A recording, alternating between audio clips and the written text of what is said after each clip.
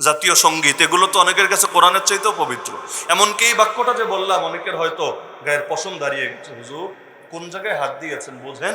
আরে আমি বুঝি রে ভাই, জাতীয় সঙ্গীত বলতে ছোটবেলা থেকে যা শুনে আসছি, এটা যেই বান্দার লেখা, ওই বান্দা কি 71 সালের পর বাংলাদেশ পেয়ে খুশি হয়ে এই বাংলাদেশকে স্মরণ করে একটা গান লিখেছিল, তাই না? ওই বেটা তো মারাই গেছে 41 সালে, 1941-এ মারা গেছে।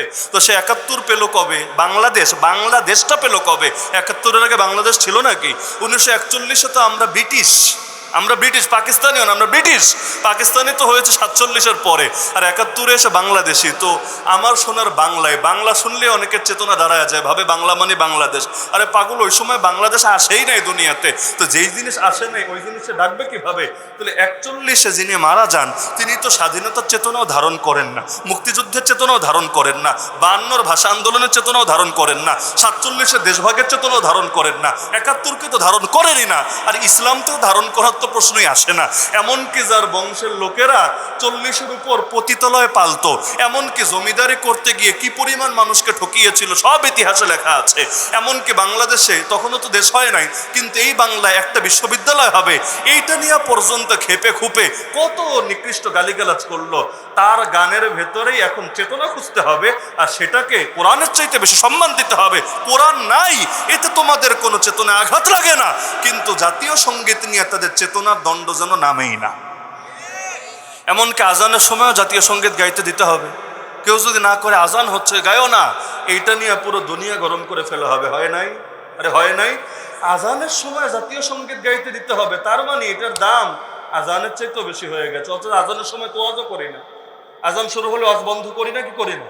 তা আজানের মর্যাদা তো এত বেশি যে আমরা কোরআন হাদিসের ওয়াজ সেটা পর্যন্ত করি না, আর সেখানে আজানের সময় গান গাইতে দিতে হবে। মানে হইল, আল্লাহ যেটা দিয়েছে ওইটারে মর্যাদা দেওয়া লাগবে না, নিজেরা যেটা বানিয়েছে ওইটারে খেলে মর্যাদা দিতে হবে। আরে এতই যদি ওরা সাম্য সমতা চাইতো, অন্তত হুজুরদেরকে অন্য মানুষের মতোই চোখে দেখতো। কিন্তু হুজুর দেখলেই দেখবেন এই শাহবাগে নাস্তিকগুলো এমনভাবে রিয়াক্ট করে, মাঝে মাঝে মনে হয় এরা মনে হয় এই দেশে জন্ম নিয়ে বড় পাপ করে ফেলেছে, এবং এরা মনে হয় এই সমাজের সবচাইতে বড় বোঝা। এই বাংলাদেশে হুজুরকে একজন দুজন না, আগে কোটির চাইতে বেশি হুজুর আছে। আমাকে রিমান্ডে জিজ্ঞাসা করেছিল এক অফিসার, এক এক সময় এক এক টিম আসতো আর কি, এবং অন্যান্য গোয়েন্দা সংস্থা থেকে এসে জিজ্ঞাসাবাদ করতো। তো এক টিম এসে, তার প্রধান এসে প্রথমে একটা ফর্ম থেকে 3 পৃষ্ঠার পূরণ করে জিজ্ঞাসা করছে, হুজুর আপনার অপরাধ কি, কোন অপরাধে আপনি রিমান্ডে এসেছেন? তিনি হয়তো জানেন না, অথবা জানেন, আমাকে টেস্ট করার জন্য জিজ্ঞাসা করেছেন। তা আমি একই জবাব বহুবার দিতে দিতে এক পর্যায়ে বিরক্ত লাগে। আর রিমান্ড হলো রমজানের শেষ দশক, ঈদের দিন সহ, কয়দিন আর ভাল লাগে? তো এক পর্যায়ে আমি রাগে কিছুটা অভিমানেই বলে ফেললাম, আমার অপরাধ হলো বাংলাদেশে জন্মগ্রহণ করেছি, অপরাধ, এই অপরাধের জন্যই আজকে আমাকে এখানে আসতে হয়েছে। তা আমি ভেবেছিলাম হয়তো কোনো অন্য রিয়াক্ট করে কিনা, কিন্তু সেও বললো না, হুজুর আমরা সবই বুঝি, কিন্তু কি বা করার আছে, আমাদেরও তো হাত পা বাঁধা, কিচ্ছু করার নাই, কিন্তু আমরা আপনাদের কষ্টটা বুঝি। লাস্টে জিজ্ঞাসাবাদ শেষে যাওয়ার সময় বলেছিল, হুজুর আল্লাহর হস্তে বদদোয়া দিয়েন না, রোজা রমজানের দিন, আর যাই করেন বদদোয়া দিয়েন না, আমরা তো পরিস্থিতির শিকার, আমরা হুকুমের গোলাম, দোয়া যদি নাও করেন অন্তত বদদোয়াটা খালি দিয়েন না। তো এখন দেখা যাচ্ছে যে আসলে যদি ওরা এতই সমতায় সাম্যে বিশ্বাসী হতো, আজও দাবি করা হয়েছে সংসদে যাতে নারীদেরকে 100টা সংরক্ষিত আসন দেয়। কখনো বলা হচ্ছে 300 জায়গায় আসন 600 বানায় 300 যাতে নারীদেরকে সংরক্ষিত কোঠায় দিয়ে দেওয়া হয়। কেন? এইটা আবার কোন সমতা? সব জায়গায় সমান সমান চাও না, তো সমান সমান যদি সব জায়গায় চাও, তাহলে এখানেও সমান সমানের কথা বলো না। 300টাই আসন থাকবে, তুমিও দাঁড়াতে পারবে, পুরুষও দাঁড়াতে পারবে। তোমার যোগ্যতা থাকলে তুমি জিতবা, পুরুষের যোগ্যতা থাকলে পুরুষ জিতবে। যদি যোগ্যতা দিয়ে 300 আসনেও জিততে পারো, জিতো গিয়া, কে তোমারে না করেছে? কিন্তু না, পুরুষের সঙ্গে টক্কর লাগার সাহস এখানে করবা না, আলাদা করে কোঠা দিতে হবে। কোঠা তো তোমাদেরকে যদি আদর করে কোঠা তুলে দিতে হয়, তাহলে এই কোঠার বিরুদ্ধে আন্দোলন করে এত রক্ত দেওয়ার কি দরকারটা পড়েছে? কিন্তু এই জায়গায় সাম্যের কথা মনে থাকে না, সাম্য মনে থাকে খালি ইসলাম কোপাতে গেলে। আবার যেখানে নিজেদের ফায়দা ওখানেও সাম্যের কথা বলে না। আরে দেনমোহরে সাম্যের কথা বল, যে 10 লাখ টাকা যদি নির্ধারিত হয়, 5 লাখ পুরুষ দিবে মহিলারে, আবার মহিলা দিবে পুরুষরে, তাইলে তো সোজা ধার কইরা নিয়ে এসে মহিলার হাতে দিবেন, আবার মহিলা ওই পরিমাণ টাকা আপনারে দিবে, বাস ধার পরিশোধ করে দিবেন, লাভে লাভ, লস নাই, এবার আপনি বাসা শুরু করে দিতে পারেন। তাহলে দরকার তো ছিল সব জায়গায় 50-50-র কথা বলবা, কিন্তু না, ওই জায়গায় 50-র কথা মুখেও আনবে না, খালি ধান্দাবাজির জায়গায় ঠিকই স্মরণ রাখবে। বাস্তবে ওরা সমতা টমতা চায় না। ওই বাসের মধ্যেও তো নারীদের আলাদা কোঠা থাকে, থাকে না?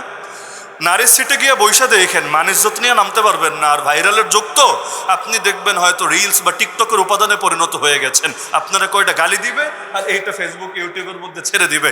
অপর দিকে আপনার সিটে এসে, আপনার যে কোনো সিট নাই, ওগুলো কমন সিট, আপনি গিয়ে বসেছেন অথবা সে বসেছে, সে বসলে আপনি কিছু বলতে পারবেন না। তো তার জন্য আপনারটা তো বসতে পারবে, তারপর আলাদা কোঠা থাকবে। তো এটার বিরুদ্ধে বল যে এগুলো সব কোঠা দূর করে দিতে হবে, এগুলোর বিরুদ্ধে বলবে না। খালি পেতে চায়, কিছু দিতে চায় না। তো এটাকে সমতা বলে না ভণ্ডামি বলে? এরা সমতা বলে না ভণ্ডামি বলে? কিছু পেতে হলে কিছু দিতেও তো হবে। সুতরাং এইসব ভণ্ডামি বাদ দাও। আর এই ভণ্ডামি করে 2011 সালে আওয়ামী লীগও এই কাজ করেছিল। আপনাদের মনে আছে কিনা জানি না, আমার মনে আছে। প্রতি শুক্রবার আন্দোলন করতাম ওই সময়। নারী নীতি মনে নাই? নারী নীতির বিপক্ষে এই সম্পদের ক্ষেত্রে এবং অন্যান্য ক্ষেত্রে। তো যেই কাজ 2011-তে চেষ্টা করে 2024 পর্যন্ত পারে নাই, পুরান পাগলের ভাত নাই, নতুন পাগলের আমদানি হয়েছে। নতুন পাগলের আমদানি হয়ে লাভ নাই, পুরানরা গেছে যেই পথে, নতুনদেরকেও যেতে হবে সেই পথে। আগে কেউ গদিতে বসে উল্টাপাল্টা করেছে এক ছাগল মাশাআল্লাহ, মানুষ গালি দেয় ছাগল বলে, কিন্তু পুরো বাংলাদেশের পরিবর্তনে সবচাইতে বড় অবদান কিন্তু একটা ছাগলই রেখেছে। মনে নাই? এক ছাগল কাণ্ড থেকেই কিন্তু পরিবর্তন শুরু, অবশেষে সব হারাতে হয়েছে। তো অতীতে যেমন এক ছাগল সকলের সব ভণ্ডামি শেষ করার কারণ হয়েছে, নতুন করে আবার বোতল শুরু হয়েছে। ভণ্ডামি নতুন করেও যে করবে, আগামী দিনেও তাদেরকেও একই পথে হাঁটতে হবে। জাতি একবার যখন আন্দোলন করা শিখে গেছে, আগামীতেও প্রয়োজনে বারবার করতে পারবে। তাহলে সব সমস্যার মূল সমাধান এক জায়গায়, ইসলাম শান্তির ধর্ম। যেখানে যেখানে ইসলাম নিতে পারবেন ইনশাআল্লাহ শান্তি প্রতিষ্ঠা হবে। আর যেখান থেকে ইসলাম সরাইয়া দেবেন সেখানেই অশান্তি আর অশান্তি বাড়বে। আল্লাহর কসম করে বলতে পারি, আজকে কোর্ট কাচারিতে ইসলাম কায়েম করে দেখেন, আর কোথাও লাগবে না। খালি যদি কোর্ট কাচারিতেও করে দেখেন, আমি গ্যারান্টি দিয়ে বলতে পারবো আগামী 5 বছর পর দেখবেন, এখন তো মামলার জটই লেগে আছে হাজার হাজার না লাখের উপরে। আগামী 5 বছর পর দেখবেন দেশে মামলা নাই বললেই চলে। যেই সব দেশে এখনো পর্যন্ত শরিয়া আইন আছে, সৌদিতে টুকটাক আছে না?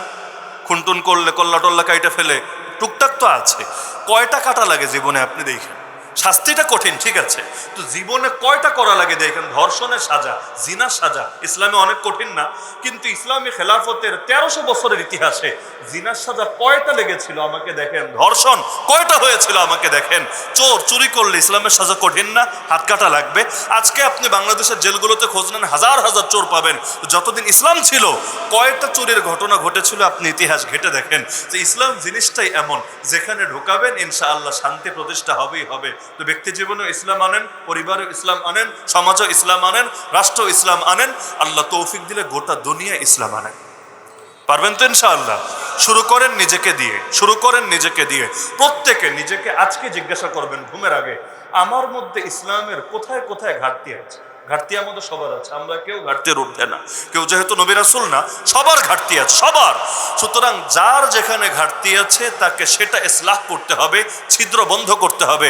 কারণ জাহাজে ছিদ্র যদি থাকে, যেদিক দিয়ে থাকুক, সামনে মাঝখানে পেছনে, পানি ঠিকই ঢুকবে, এক সময় মরা হয়তো লাগবে। সুতরাং যার যেখানে দুর্বলতা আছে, দুর্বলতা খোঁজেন, এরপরে সেটার জন্য অনুতপ্ত হন, আল্লাহর কাছে ক্ষমা চান, আগামীতে করবেন না এই মর্মে প্রতিজ্ঞাবদ্ধ হন। ব্যাস, আল্লাহর ওলি হয়ে গেছেন। এই টাইমে যদি মরেন, আল্লাহ আপনাকে নিষ্পাপ মরণ দিবেন। পারবেন তো ইনশাআল্লাহ?